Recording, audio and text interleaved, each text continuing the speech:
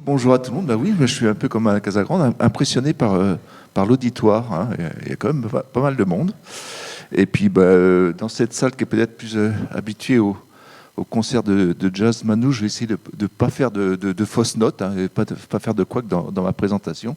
Alors, ce qui est particulier, c'est que je suis arrivé, moi, à la tête de la fédération au mois de novembre, début novembre, et vers le 15 novembre, déjà, j'ai rencontré Madame Casagrande quand elle était au cabinet de la ministre. Donc, voilà. Et puis, vous dire aussi que j'arrive un peu en voisin, puisque moi, j'habite dans le sud de Seine-et-Marne aussi, ce qui facilite mon intervention et ma présence aujourd'hui. Alors, après ce moment, difficile d'intervenir après Madame Casagrande, hein, qui, comme, maîtrise bien le sujet. Et puis, je suis un peu impressionné aussi, parce que là, j'ai des gens de qui on parle beaucoup, que je côtoie un petit peu, mais voilà, j'ai pas souvent l'occasion de vous rencontrer et de peut-être de pouvoir échanger. Et puis difficile après ce moment d'émotion d'intervenir et de vous présenter un dispositif, hein, qui est un dispositif national. Alors c'est moi qui passe les diapos, j'appuie sur le bouton, voilà, hop, j'appuie sur le bouton là, voilà, donc la Fédération 3977. Alors peut-être en introduction de concept, société civile et tiers. On parlait du tiers. Eh ben, nous, on essaye d'être ce tiers de confiance dans la relation, dans les situations de maltraitance. Et société civile, parce que vous allez le voir, on est un dispositif associatif. Les dispositifs associatifs, avec des pairs, avec vous, puisque beaucoup de nos bénévoles sont des personnes qui sont retraitées et qui viennent du monde médico-social, du monde social, et qui viennent faire profiter, partager leur expérience pour analyser, croiser les regards sur les situations qui sont proposées.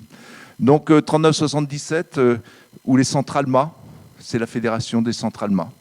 Hein, 3977, c'est le numéro d'appel national.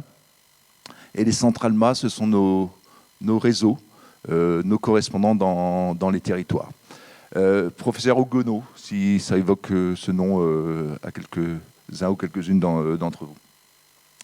Donc, une plateforme, des écoutants professionnels qui sont à l'écoute pour prendre en charge tous les types de maltraitance. On en a évoqué quelques-unes tout à l'heure, sur les personnes vulnérables, hein, personnes en situation de handicap ou personnes âgées.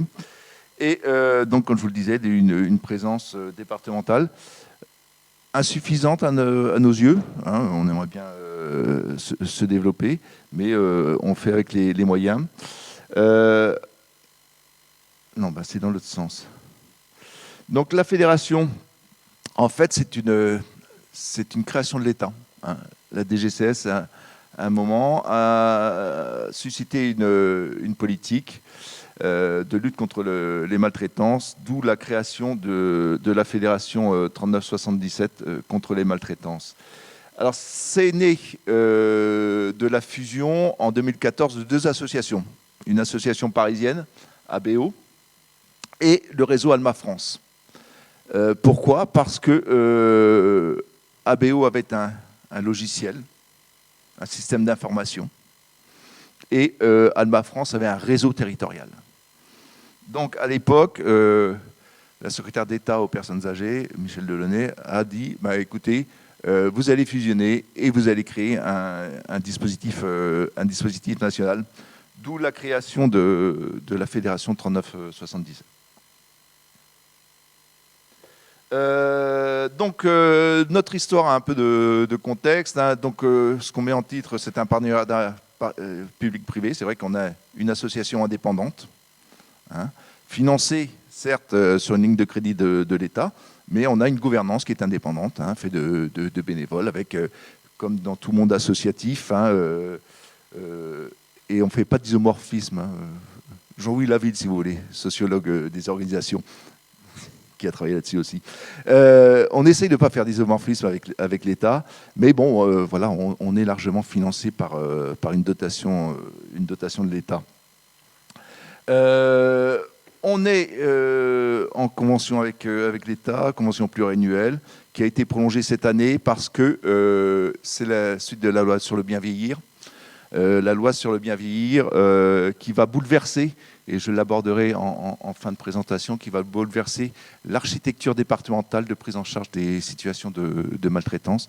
Et on l'évoquera, et peut-être que monsieur de l'ARS l'évoquera aussi peut-être tout à l'heure, avec beaucoup d'implications pour nous, beaucoup d'actions de lobbying. Hein, on a quand même essayé de faire valoir un peu la position de ce tiers de société civile dans l'ensemble de ce dispositif. Alors, qu'est-ce que c'est qu'aujourd'hui la fédération? Je vous le disais tout à l'heure, c'est une plateforme d'écoute, hein, ouverte 7 jours sur 7, le 3977, c'est peut-être pas le numéro le plus connu. Vous avez le 119, le 3919, vous les connaissez. Nous, on demande, hein, on a rencontré Fadela Katabi, on a dit, faites une grande campagne de communication, et on le voit, les gens ne trouvent pas d'oreilles pour signaler, déverser leurs émotions. Vous savez que c'est difficile d'être sur une plateforme. Les gens, ils sont dans l'anonymat, et puis ils sont en premier appel. Et vous avez une charge émotionnelle terrible. Ouais, ils vivent quelque chose qui les stresse. On l'évoquait tout à l'heure. Et voilà, un numéro de téléphone. Heureusement on est dans l'anonymat, hein, quand même. On leur demande après s'ils veulent qu'on constitue un dossier, que l'on prenne leurs coordonnées, etc. Mais c'est une charge émotionnelle terrible. Et donc, il faut accueillir les gens, leur donner le temps de se poser, leur donner le temps d'expliquer. Et puis, il faut que derrière, nous, on puisse décrypter la situation, hein, ce qui n'est pas facile. Donc, une plateforme des écoutants, ouvert 7 jours sur 7, samedi, dimanche. Hein. Un maillage de 50 centres départementaux ou interdépartementaux. Et puis 26 partenaires, plus particulièrement en Île-de-France, mais aussi ailleurs, donc, que sont les conseils départementaux. Soit notre action est gérée donc, par notre réseau associatif, soit ce sont les conseils départementaux qui internalisent, ce qui est le cas de la Seine-et-Marne. Donc voilà une petite carte pour vous montrer notre implantation et les départements que l'on couvre. Vous voyez la grande langue rouge, là, c'est là où on n'est pas. C'est là où les situations de maltraitance sont traitées par les départements. Et puis en bleu, c'est là où on est. Hein. Et vous voyez que sur l'Île-de-France, alors ça ne se voit peut-être pas bien à l'écran, il y a un petit rond, là c'est Paris. Paris où on a une association qui travaille d'ailleurs très bien avec la ville de Paris, Alma 75, qui traite les situations de maltraitance. Et vous allez voir comment du numéro d'appel national, le 3977, nous on répartit les situations dans l'ensemble des départements. Je vous le disais, un dispositif associatif, l'ensemble des acteurs, plateformes, centres et conseils départementaux partenaires constituent le dispositif national de lutte contre les maltraitances faites aux personnes âgées et majeures en situation de handicap. On est piloté par une gouvernance, un conseil associatif assez classique, hein, avec un bureau, des conseils fédéraux, une assemblée générale. Hein. Et puis derrière, on a aussi un conseil scientifique et un comité d'éthique. Alors nos objectifs, c'est de répondre aux alertes sur des situations de maltraitance possibles. Hein. Là, c'est quelque chose sur lequel on a bien insisté dans le cadre de la loi et d'une future réforme du 3977. On est toujours sur des situations possibles. Au sortir du premier appel, la personne qui, comme je vous le disais, déverse son émotion, on n'a aucune certitude d'une maltraitance avérée. Hein. C'est tout le travail que vont faire nos centres, et c'est tout le travail qui se fait aussi dans les conseils départementaux, d'aller voir la personne, de recontacter l'appelant, le témoin, et d'envisager si oui ou non, sur la situation qui nous a été exposée, on a une maltraitance avérée, voire très possible. Nos missions, donc, c'est aussi de contribuer à la prévention. Hein, la première marche pour stopper les maltraitances, bien entendu, c'est la prévention. Sensibiliser les professionnels, les proches, c'est une de nos missions. On ne le fait pas assez à mon goût. On va tenter de le faire dans les années et dans les mois qui viennent de plus en plus, surtout qu'il y a un décret qui vient de sortir qui oblige notamment les établissements médico-sociaux à former sur ces situations-là. Donc nous, on va en être un acteur. Et puis, on est aussi un aiguillon. Hein. On cherche à contribuer au développement d'une politique publique. Hein. Je vous parlais tout à l'heure de lobbying. On a des actions de lobbying, de plaidoyer pour favoriser, j'allais dire, une meilleure prise en charge des conditions des situations de maltraitance. Alors, un petit organigramme hein, que je vous livre là sur, j'allais dire, la technostructure de notre fédération. Hein. Donc, vous voyez, on n'est pas nombreux. On n'est pas nombreux, hein, on est une vingtaine de salariés, 6 cadres et puis 14 écoutants et écoutantes. Hein. On a des hommes et des femmes. Alors, contrairement à la salle ici représentée, on doit être à 25% d'hommes hein, sur nos écoutants. Alors, je ne sais pas si ça va être très lisible. Non, c'est un peu flou, hein, je suis désolé. Bon, je vais vous lire les chiffres, il y a une palanquée de chiffres, c'est pour vous donner un peu le résultat de notre activité. Si en 2021, on a eu 36 000 appels sur la plateforme, qu'on a dû traiter, gérer, en 2022, on en a eu 80 000. C'est l'effet des fossoyeurs. Hein. Beaucoup de gens ont appelé. Ils ont amené leurs émotions. Hein, on les a recueillis. D'ailleurs, tiens, à ce propos, je ne sais pas si vous avez regardé Arte hier. Ouais, particulièrement éloquent hein, sur le système. Hein, ça mettait un peu en image ce que dénonçait ce livre-là. Et puis, cette année, on est revenu à quelque chose d'un peu plus courant, hein, 37 000 appels. 57 000 appels, pardon. 57 000 appels, vous voyez que ça monte quand même. Il y a une prise de conscience, hein, on commence à en parler un peu partout. Les gens livrent leur situation. Avec un détail hein, que l'on fait, hein, parce que soit les gens appellent le 3977, soit ils appellent directement les centres qui font partie de notre fédération. Allez, quelques chiffres encore. Depuis 2004, on a géré 118 000 dossiers, 118 000 appels qui ont nécessité la création d'un dossier. Hein. On a fait sur l'ensemble de ces dossiers 413 000 suivis. Alors qu'est-ce que c'est un suivi? C'est la personne a appelé, on se dit il y a peut-être quelque chose, c'est possible, hein, c'est pas certain. Et nos centres, nos bénévoles, vont appeler la personne qui a appelé, vont appeler l'appelant. Alors qu'est-ce qui s'est passé? Et il va y avoir tout un tas d'échanges comme ça, on va l'accompagner, on va l'orienter. Et donc c'est tout l'accompagnement de ces personnes-là. Vous savez, c'est ce que je disais tout à l'heure, c'est le rôle du tiers de confiance. Alors dans la relation, on est anonyme. Hein. On appelle un numéro, on ne sait pas, la personne ne sait pas à qui elle parle. Mais on instaure un climat de confiance. Et ça facilite quand même la libération de la parole. Hein. Voilà.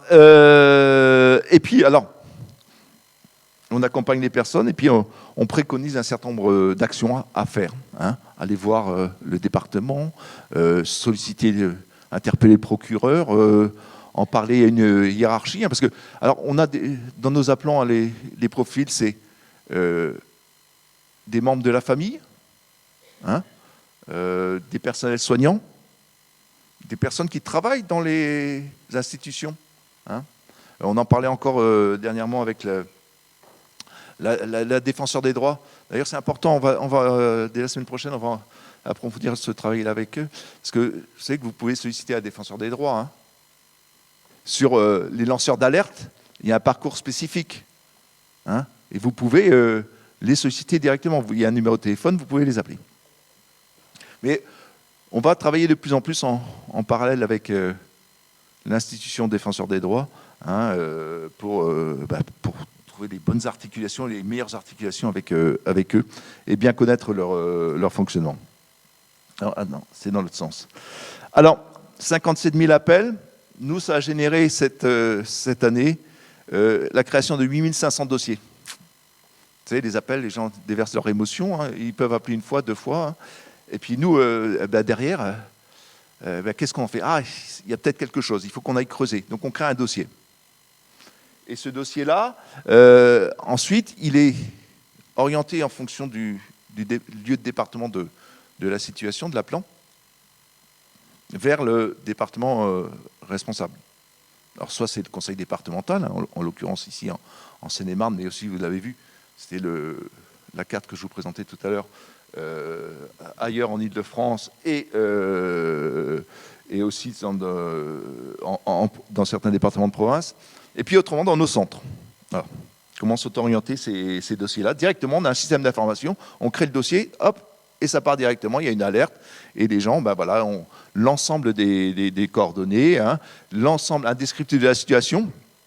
Je rappelle qu'on est sur de l'émotion. À un moment, il faut retraduire cette émotion. Hein. Enfin, je ne vous fais pas la leçon, vous connaissez très bien comment ça se passe. Hein. Et donc, c'est très difficile. Très difficile, mais bon, on essaye de le faire au mieux.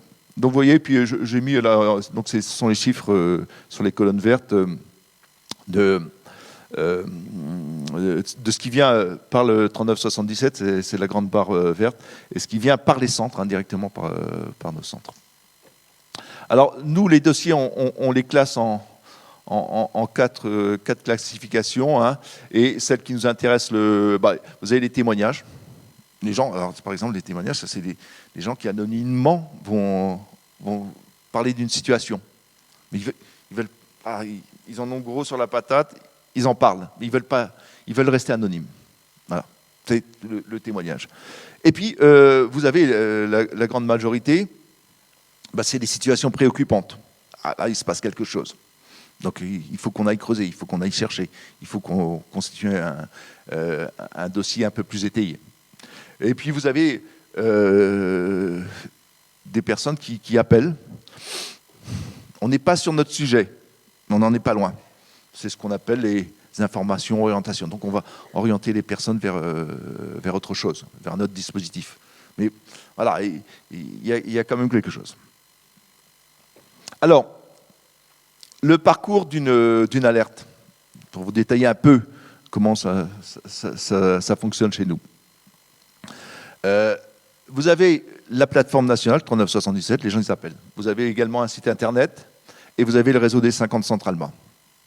Les gens nous interpellent par ces 3 canaux-là, hein, majoritairement par le 3977, hein, par le numéro d'appel.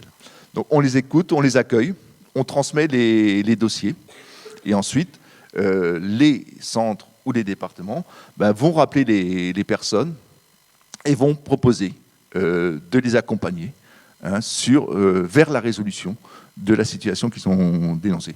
Bien sûr, si on a une situation où l'intégrité physique de la personne visiblement est en danger, direction le procureur. Hein. Ça, directement. Donc voilà un peu comment on intervient. Donc je vous disais, hein, 57 000 pour l'année 2023, 57 000 appels, et puis la création de quelques 8 000 dossiers. Alors, ce qui nous impacte, nous, ce qui a fait notre actualité, et ce qui a fait ma mobilisation en grande partie, Madame Casagrande connaît bien, c'est la loi sur le bien vieillir, hein, et donc la réforme de l'organisation départementale de recueil des situations de maltraitance. Alors nous, tel qu'on la voit, alors je ne sais pas si vous êtes tout à fait au fait là-dessus, hein, elle vient d'être promulguée, hein, il y a 15 jours, 3 semaines à peu près, hein, donc c'est encore assez frais. On attend avec impatience les décrets. Ouais, je pense qu'au niveau de l'ARS aussi, c'est pareil. Hein, on a besoin d'éclaircissements sur certains points. Donc, toutes les alertes maintenant, vous avez vu dans l'ancien schéma, les gens appellent, on évalue la situation, on crée un dossier, on transmet. Maintenant, quel que soit l'acteur, je l'avais là, quel que soit l'acteur, dont nous, hein, mais aussi les autres, devront signaler la situation à une cellule régionale hein, pilotée par l'ARS. En fonction du lieu de réalisation de cette situation de maltraitance, on va l'envoyer soit vers la délégation départementale de l'ARS, soit vers les conseils départementaux, c'est tout le domicile. Hein. Ici, c'est toute l'institution, ce qui relève de financement de la sécurité sociale, tout le domicile, et ici, vers le préfet, j'ai que 5 minutes.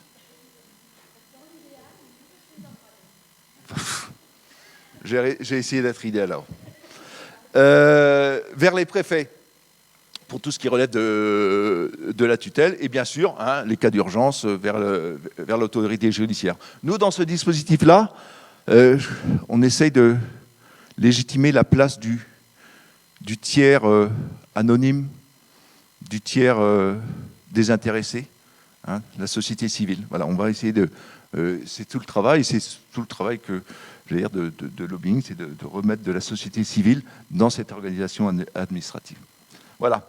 Alors, derrière, j'ai préparé un petit focus sur l'Île-de-France, sur ce qui s'est passé en 2020. Je veux bien 5 minutes, mais alors, donnez-moi du matériel qui fonctionne. Hein.